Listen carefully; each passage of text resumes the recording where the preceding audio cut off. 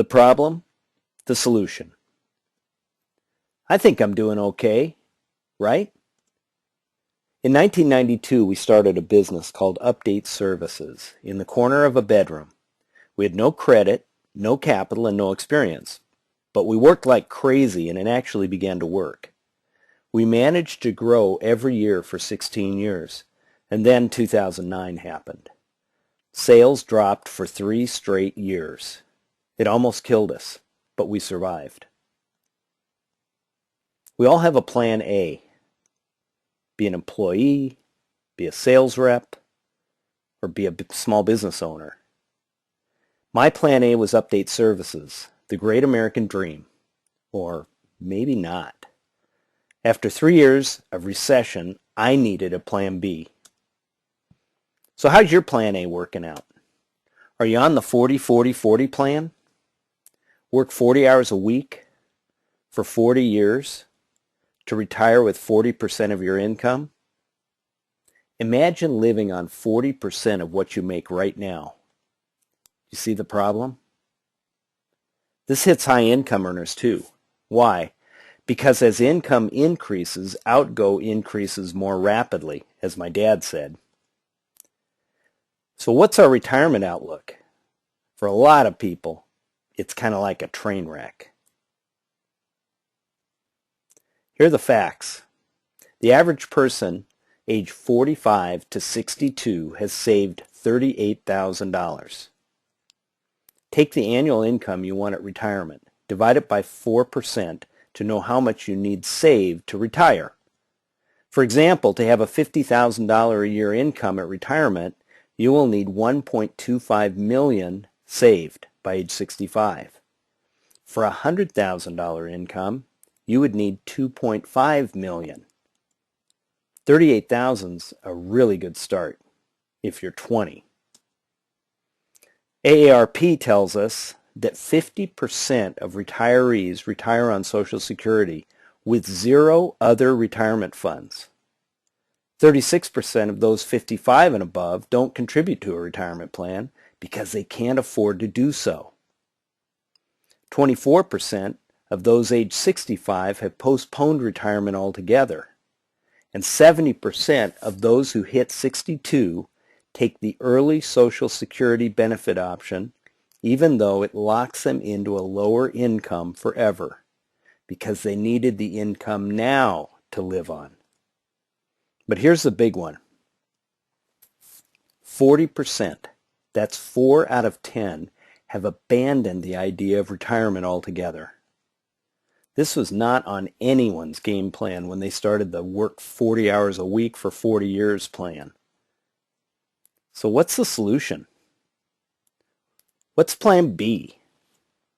Well, one option is to work more, spend less, and save more.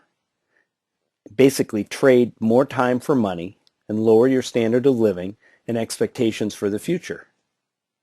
Or you can give up on your dream of a comfortable retirement altogether and just try to survive. Or you can close your eyes, get another credit card, and just hope for the best. Maybe a bailout or something. You can take matters into your own hands and say, I'm going to get a different job. I'm going to become a salesman. Well, there's several different kinds of sales jobs. One's what I call a slow growth sales position, which is things like car sales or insurance sales or printing sales. The reality is most end up making about what an employee makes, but with a lot more stress and risk. Some can do well, but if they lose a big client or take time off, their income drops. Then there's the high potential sales job, medical sales or high-tech sales. The reality is a company is usually comfortable if the salesperson's income falls within a certain range. If he makes too much, the company will cut his territory or his commission. If he makes too little, he risks getting fired. So what's the result? Permanent insecurity. Or you can go into real estate sales or be a mortgage rep. But the reality is you're vulnerable to boom and bust cycles and other factors you just can't control.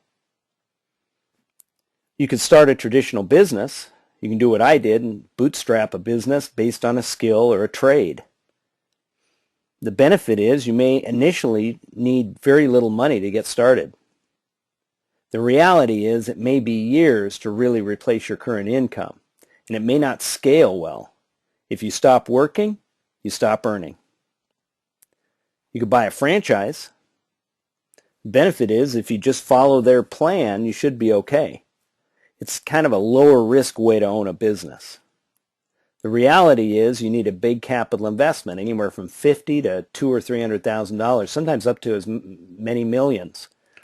And where do you get that money from? Well, you end up borrowing or raiding a retirement fund, basically stealing from the future to try to have a better future. The average franchise earns $66,000 a year. That's kind of like a middle management job. So you see a lot of franchise owners having multiple franchises, but each of those takes its own initial big capital investment. So a lot of them have a lot of debt to have their big income. But the dream of owning a business is to grow it and to sell it and to get your 2 or 3 million then. The reality is it's often not worth what you hope. I have a business owner friend who was talking to a possible buyer. And the buyer asked, what do you think your business is worth? And the owner said, I think it's worth about $1 million. The buyer said, I hate to break it to you, but I think it's worth about $250,000. And the owner said, I guess I'll be working until I die. You could go back to school. You could try to get a better career by being a doctor, a lawyer, or a computer something or other. The reality is you may not have time, and you may end up with more debt along with your bigger income. So is there a better way? What if you started a network marketing business? It's got a low startup cost. You can build quickly or build slowly. You can start part-time. You can earn while you're figuring it out. You can leverage your time. It has potential for exponential growth and residual income and time freedom and location freedom, and just about anybody can do it. But most people have a bad taste in their mouth about network marketing. Why? Because we've all seen high-priced products that you don't really need that end up in your garage that are sometimes 100 to 1,500% higher than you could buy in the store. There's products that are based on questionable science or a temporary pricing imbalance. There was a company called Excel Enterprises who sold long-distance services, and Excel grew like crazy because they were half the price of AT&T. But as soon as AT&T dropped their rates, Excel couldn't compete and went out of business. Some are just pyramid money games where the last one in loses. They usually get shut down by the FTC anyway. Some are big old companies like Amway or Herbalife that have so much reputation damage that it's really hard for a new person to get anything going.